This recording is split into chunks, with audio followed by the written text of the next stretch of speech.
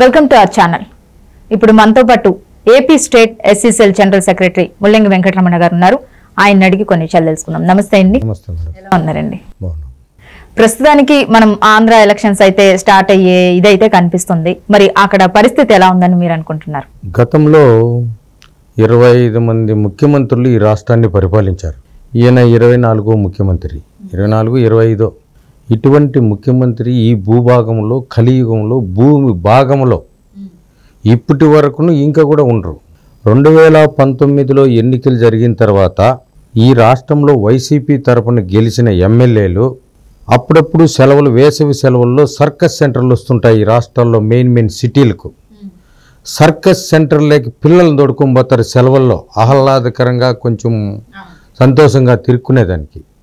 ఆ విధంగా గెలిచిన ఎమ్మెల్యేలంతా అసెంబ్లీలోకి పోయేసరికి వాళ్ళకు ఒక విచిత్రమైన, ఓహో మనం ఎమ్మెల్యేలుగా గెలిచామా, మనం ఎమ్మెల్యేలనా అని వాళ్ళే మర్చిపోయినారు. వాళ్ళకి ఏం తెలుసు, రాజకీయంతో వాళ్ళకి సంబంధం లేదు. గుళ్ళ దగ్గర టెంకాయ చెప్పులు ఎత్తుకునే అడుక్కునే వాళ్ళు, క్లీనర్గా పనిచేసుకునే వాళ్ళు, ఇంకా లారీ బస్సుల్లో పీకలు ఊదుకొని చిత్తూరు, బెంగళూరు, మెడ్రాస్, చెన్నై అని నడుచుకునే వాళ్ళంతా ఎమ్మెల్యేలు చేసేసాడు అతను ముఖ్యమంత్రి గారు. ఎందుకంటే అతను దారింటి పోయి అతనికి ఎవడన్నా దారాలు పట్టేవాడు, కాళ్ళు బిసుకే వాళ్ళంతా ఎంపీలు గాను ఎమ్మెల్యేలుగా చేసేసేదాని వల్ల ఆయనకి ఎవరైతే అనుకూలంగా ఉన్నారో వాళ్ళందరూ చేసేసాడు. అదొక గాలి. ఆ గాలిలో గెలిచేశాడు. గెలిచిన తర్వాత వాళ్ళకి అర్థం కాలే ఈ అసెంబ్లీలోకి వస్తే ఏం మాట్లాడదామని.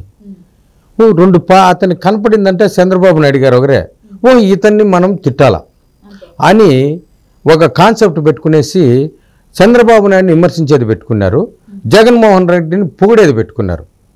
జగన్మోహన్ రెడ్డి గారిని యేసు ప్రభువుతో, మహావిష్ణువుతో, వెంకటేశ్వర స్వామితో పోలుస్తారు. దేవుణ్ణి ఒకరితో పోల్చేవాడు భగవంతుడు కాదు. మంచి వ్యక్తిత్వం గల వాళ్ళతో పోల్చుకోవాలా. మనం పిల్లల్ని కూడా కంటే కూడా ఓదో పలానా పక్కింటి అబ్బాయి బాగా చదువుకుంటాడని చెప్పాలా. వెంకటేశ్వర స్వామితో పోలిస్తే ఏమని అర్థము, యేసు ప్రభువుతో పోలిస్తే ఏమని అర్థము, మహాబ్రహ్మతో పోలిస్తే ఏమని అర్థము.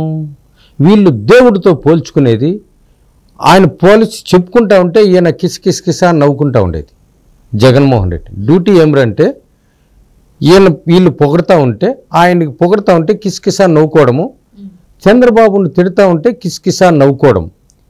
ఒక శాసనసభలో అడుగుపెట్టిన తర్వాత రాజ్యాంగం ప్రకారము, రాజ్యాంగం నిర్మించినటువంటి అంబేద్కర్ ఈ రాజ్యాంగాన్ని ప్రపంచ దేశాల్లోనే ఆయన ప్రఖ్యాతులు గాంచినటువంటి వ్యక్తి.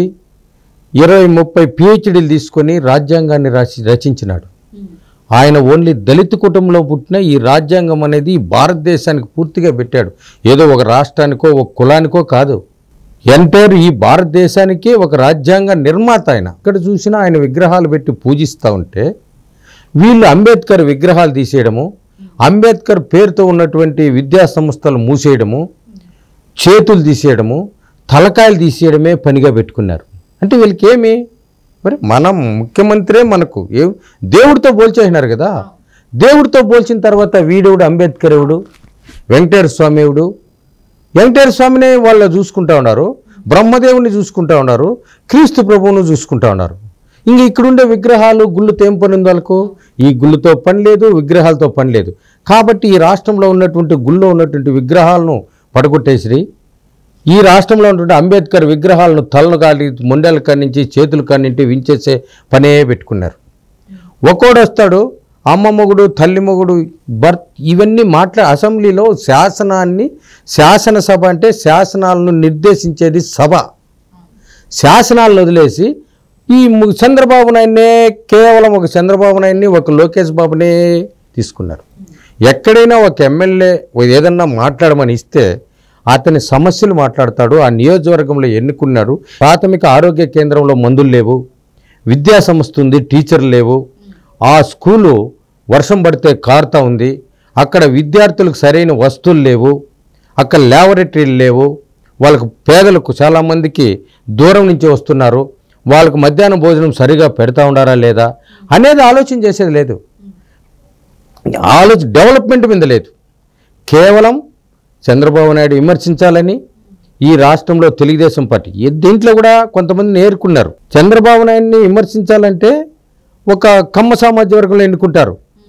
ఒక తెలుగుదేశంలో ఒక మంత్రి బీసీ మంత్రి ఏదన్నా మాట్లాడితే అతన్ని బీసీ ద్వారా విమర్శిస్తారు. ఒక ఎస్సీ మంత్రి ఏదైనా ఎస్సీలో ఎవరన్నా ఒక ఎమ్మెల్యే మాట్లాడితే ఒక ఎస్సీ మంత్రిని విలేస్తారు. వీళ్ళు మంత్రివర్గం ఇచ్చారు. ఒక హోమ్ మినిస్టర్, హోమ్ అంటే ఏందండి? హోమ్ అంటే ఏం తెలుగులో ఏం మీరు చెప్పాలి. హోమ్ అంటే ఏంది? హోమ్ అంటే ఇల్లు, మన ఇంటికి పోవాల. మరి హోమ్ అంటే ఒక ఇల్లు అంటారు. హోమ్ మినిస్టర్ ఒక మంత్రి గారిని ఇచ్చారు, సుచరిత మేడం. ఆమె హోమ్ మినిస్టర్, ఆమెను ఇంటికి మంత్రిని చేశారు. హోమ్ అంటే ఏమి వాళ్ళ దృష్టిలో? ఇంటికి మంత్రి. కానీ ఈ రాష్ట్రానికి కాదు. ఈ రాష్ట్రానికి శాంతి భద్రతలకు పెట్టుకునేది ఒక పత్రికలో ఎడిటర్గా పనిచేసినటువంటి వ్యక్తిని సజ్జల రామకృష్ణ పెట్టుకొని పవర్ అంతా ఆయనకి ఇచ్చారు. ఈమెకి ఇంటికి మంత్రిని చేసేశారు.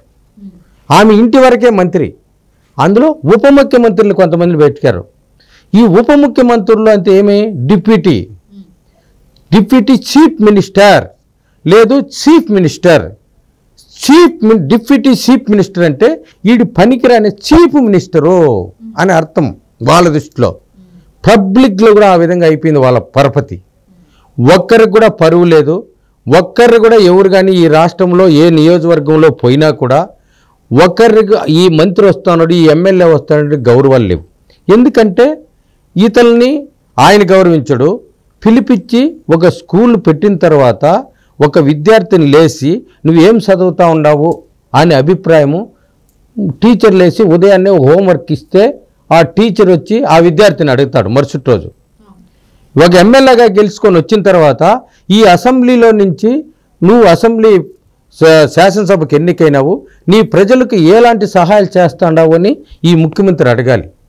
గెలిచి ప్రమాణకం చేసినప్పుడు అసెంబ్లీలో జరిగినప్పుడే ఈ ముఖ్యమంత్రిని చూస్తున్నారు ఈ రాష్ట్రంలో ఉన్నటువంటి చాలామంది శాసనసభ్యులు, చాలామంది మంత్రులు.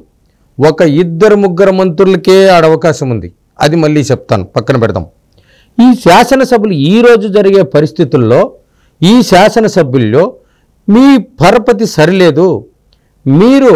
మీకు ఇచ్చినటువంటి శాసనసభ ఒక ఎమ్మెల్యే పదవికి మీరు సరిగా సేవ చేయలేదు అంటారు. ఏ విధంగా చేయాలి సేవ? వాళ్ళకి ఏం అధికారం ఉంది? మీకేమన్నా నిధులు ఉన్నాయా?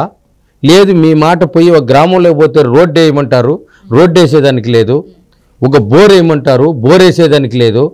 ఒక విద్యార్థికి స్కాలర్షిప్ బయట వెళ్ళాలి, ఒక పేద అతనికి ఏమన్నా బయట పంపించాలంటే 10 రూపాయలు డబ్బు లేదు. ఒక ముద్దుసలి పెన్షన్ ఇవ్వాలంటే ఆ పెన్షన్ ఇవ్వు. ఏం సేవ చేయాలి వాళ్ళు? సేవ చేసే అధికారం నీకు ఇవ్వలేదు. సేవ చేసేదానికి రోడ్లు వేయాలంటే నిధులు లేవు, ఇండ్లు కట్టాలంటే నిధులు లేవు. ఏ విధంగా ఒక ఎమ్మెల్యే ప్రజలకు సేవ చేస్తాడండి? ఏమీ చేయలేడు. ఈ పొద్దు కేంద్ర ప్రభుత్వము ఉచిత బియ్యం ఇచ్చారు కరోనా పీరియడ్లో. కరోనా పీరియడ్లో ఉచిత బియ్యం ఇస్తే రాష్ట్ర ప్రభుత్వము ఒక విడత 1వ తేదీ నుంచి 10వ తేదీ వరకు, 15వ తేదీ నుంచి కేంద్ర ప్రభుత్వం ఇచ్చే బియ్యం ఉచితంగా ఇస్తూ ఉన్నారు. పప్పు దినుసులు ఇస్తూ ఉన్నారు, ఆయిల్ ఇస్తూ ఉన్నారు, చక్కెర ఇస్తూ ఉన్నారు, ఇవన్నీ ఇస్తున్నారు. 1 కేజీ ఇస్తూ ఉన్నారు. ఇప్పుడు పంచదార ఇచ్చడం లేదు, పప్పు దినుసులు ఇవ్వడం లేదు, రాష్ట్ర ప్రభుత్వం ఇచ్చిండే బియ్యం కూడా ఇవ్వడం లేదు. కేవలం ఒక కేంద్ర ప్రభుత్వం ఇచ్చిండే ఉచిత బియ్యాన్నే పంపిణీ చేస్తూ ఉంటే ఈ ఎమ్మెల్యేలు గ్రామాల్లో పోయి ఏం సేవ చేస్తారు? ఇంటింటికి బొమ్మంటే ఏ విధంగా పోతారండి?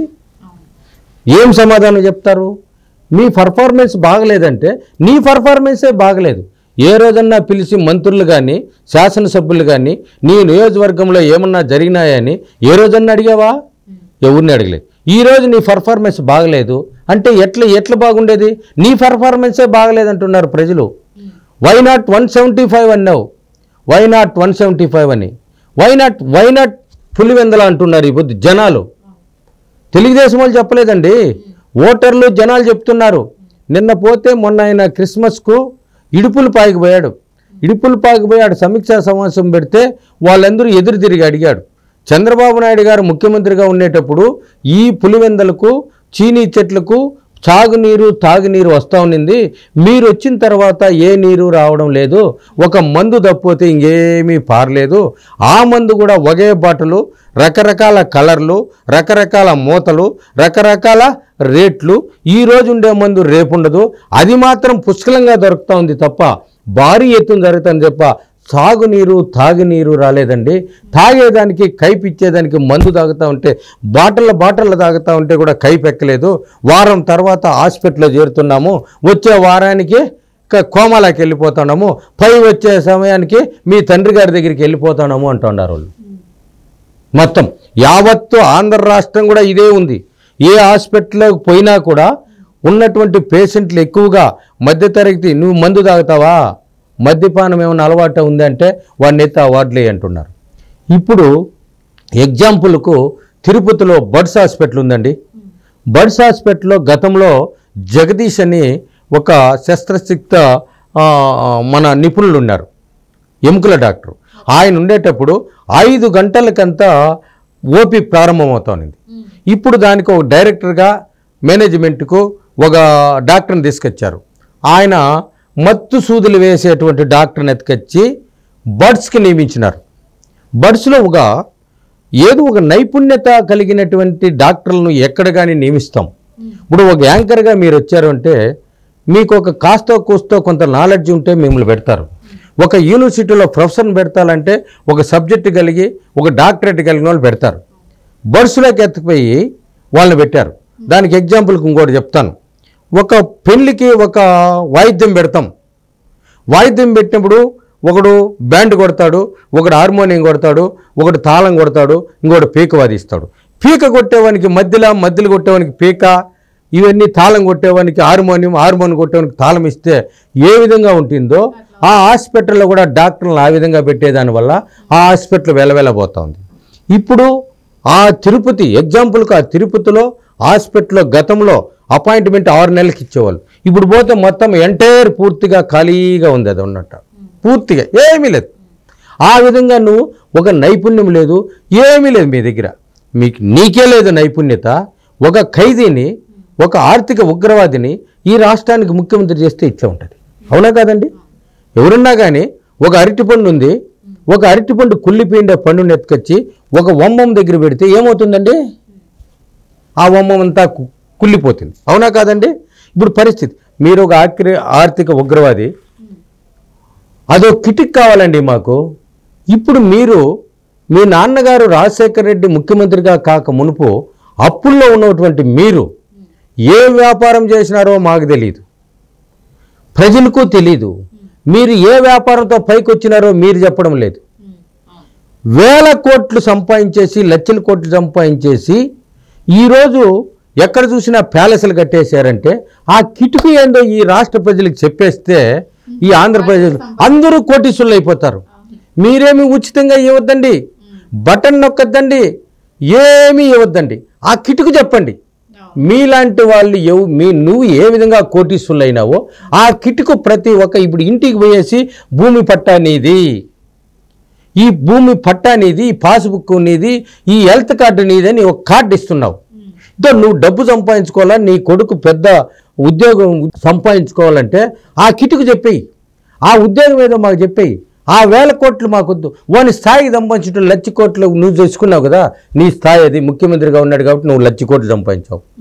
ఒక సర్పంచ్గా, ఒక ఎమ్మెల్యేగా ఉన్నాడు ఒక 25,000 కోట్లు సంపాదించుకొని, ఒక ఎంపీపీగా ఉన్నాడు 10,000 కోట్లు. ఆ కిటుకు చెప్పండి, ఆ ఏ విధంగా సంపాదించినావో మాకు అవసరం లేదు. ఆ కిటుకు ఏదో చెప్పేస్తే ఈ రాష్ట్ర ప్రజలకు ఆ కిటుకుతోనే ఏదో వాళ్ళు ఉపాధి పొందుతారు. ఇప్పుడు ఉపాధి నువ్వు చూపించడం లేదు, నొక్కుతానంటా ఉండవు. దేనికి నొక్కుతా ఉండవు? స్కాచ్ అంటే ఏంటంటే తాగే మందు. ఆ తాగే స్కాచ్ పేపర్ అంటే ఏంటంటే స్కాచ్ పేపర్ను స్కాచ్ పేపర్ చేసినావు, దానికి నొక్కేస్తాండవు బటను.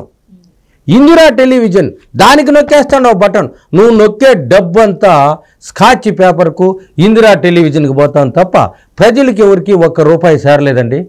ప్రజలు ఇంకా డబ్బు పడలేదని చూసి ఎందుకు పడుతుంది డబ్బు? వారం క్రితమే చెప్పేస్తావు 10 రోజుల్లో మీకు ఈ డబ్బు పడుతుంది ఖాతాలో అని. ఆ వారం అంతా పేపర్లో అడ్వర్టైజ్మెంట్కి ఇచ్చుకుంటావు. ఆ రోజు మరుసటి రోజు ఏదో ఒకటి చేస్తావు, దాంట్లో అటు నొక్కిని చూపిస్తావు. ఈ నొక్కడు ఏం పడుతుంది? స్కాచ్ పేపర్కు, ఇందిరా టెలివిజన్కి ఎంత తప్పు ఉండదో ముందు దాంట్లో తేలిపోతుంది. ఇంకేం ప్రజలకు చేరదు. ఏంది నిన్ననే జగన్మోహన్ రెడ్డి నొక్కినాడే మాకేమీ రాలేదని జనాలు చూసుకుంటారు. వాళ్ళకేం తెలుస్తుంది? బటన్ నొక్కి 10 రూపాయలు తీసుకుంటున్నాడు, కింద బటన్ నొక్కి 100 రూపాయలు. పూర్తిగా ఈ నొక్కుడు ఆడికి నొక్కుతాడు, ఆడికి నొక్కుతా ఉన్నాడు. అది నొక్కే బటన్. నొక్కని బటన్ ఏముందంటే పబ్లిక్ ఏమీ రాలేదు, పబ్లిక్ ఏమీ చేరింది లేదండి. ఇంకోటి, ఈ రాష్ట్రాన్ని ఒక కుద వ్యాపారంగా చేసేసాడు.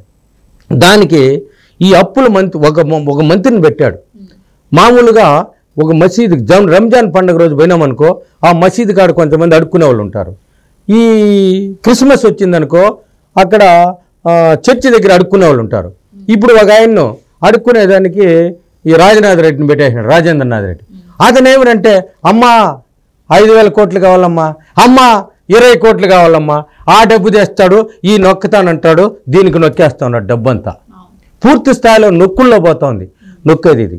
అంబేద్కర్ చెప్పాడు రాజ్యాంగం రాసి, లాస్ట్ ఫైనల్, దళితులు ఆశించే స్థాయి నుంచి శాసించే స్థాయికి రావాలని చెప్పేసి అట్టడుగు ఉన్నటువంటి ఈ దళితుల్ని పైకి రావాలని రాజ్యాంగం పెడితే, నువ్వు నిద్రలేసినప్పుడు ఈ దళిత విద్యార్థులను, దళిత ఉద్యోగస్తులను చంపడము, నరకడము, తొక్కడము, కేసులు పెట్టడము ఇవే చేస్తూ ఉన్నారు. నా పైన కూడా కేసులు పెట్టారండి, 5 కేసులు ఉన్నాయి. నేను లేనండి ఆ రోజు, నాకేమి సంబంధం లేదు. నా పైన కొట్టి కాళ్ళు చేతులు కట్టేసి కొట్టేశారండి. నేను ఒక దళితుని, నా దళిత సోదరులు అంటావు, నా దళిత తల్లులు అంటావు, చెల్లెళ్ళు అంటావు. నీ చెల్లె నిన్ను వదిలేసిపోయింది, దిక్కో రామచంద్ర అంటా ఉంది, నీ అమ్మే నిన్ను వదిలేసిపోయింది. మీ నాన్న సమాధి కాడ 30,000 కోట్లు 40,000 కోట్లు పెట్టి అభివృద్ధి చేస్తాండావే, ఈ దళితుల మీద ఏమి అభివృద్ధి చేశారో ఒకసారి చెప్పాలండి ఈ ముఖ్యమంత్రి గారు. ఏమీ లేదండి, అభివృద్ధి శూన్యం, పూర్తిగా అంధాకారంలోకి వెళ్ళిపోయింది. ఈ రాష్ట్రంలో ఒకరు కూడా గెలిచే సూచన లేదండి. పూర్తి స్థాయిలో ఈ రాష్ట్రం అధోగతి పలిపోయి చిమ్మ చీకట్లు రాబోయే కాలంలో ఇంకా ప్రజలు కూడా తెలుసుకునేసినారు.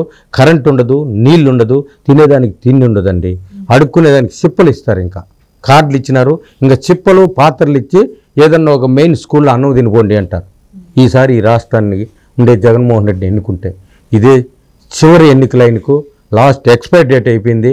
మందులు తయారు చేస్తే ఒక డేట్ ఉంటుంది, ఆ date manufacturing date expire date అయిపోయింది. మ్యానుఫ్యాక్చరింగ్ అయిపోయింది, ఇంక ఎక్స్పైర్ డేట్ దగ్గర ఉంది, 3 నెలల్లో ఖాళీ అయిపోతుంది.